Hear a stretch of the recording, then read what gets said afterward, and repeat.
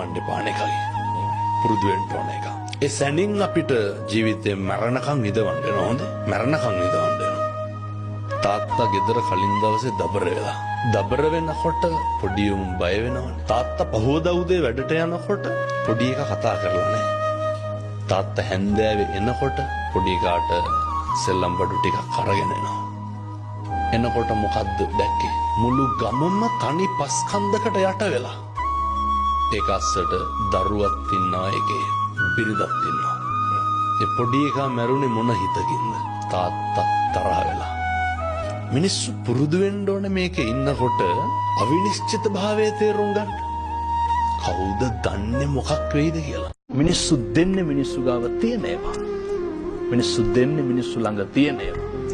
අර ජර්මනියෙන් තාප්පේ ගැහුවට පස්සේ උතුරු පැත්තේ මිනිස්සු අතු ගාලා මොකද කරේ? කුණු ටික දැම්මත් දකුණු පැත්තට. දකුණු පැත්තේ මිනිස්සු මොකද කරේ? එළවලු පළතුරු ටික කඩලා එහා පැත්තේ තාප්පේ එල්ලලා බෝඩ් එකක් ගහනවා. අපි දෙන්නේ අපි ළඟ තියෙනවා. කුණු තියෙන මිනිස්සු පින්නතුනේ කුණු දෙනවා. හොඳ ගති ගුණ තියෙන මිනිස්සු හොඳ ගති ගුණ දෙනවා. කවදාවත් මේ කාලෙකින් ලබාගත් මනුෂ්‍යාත්ම භාවයේ තුල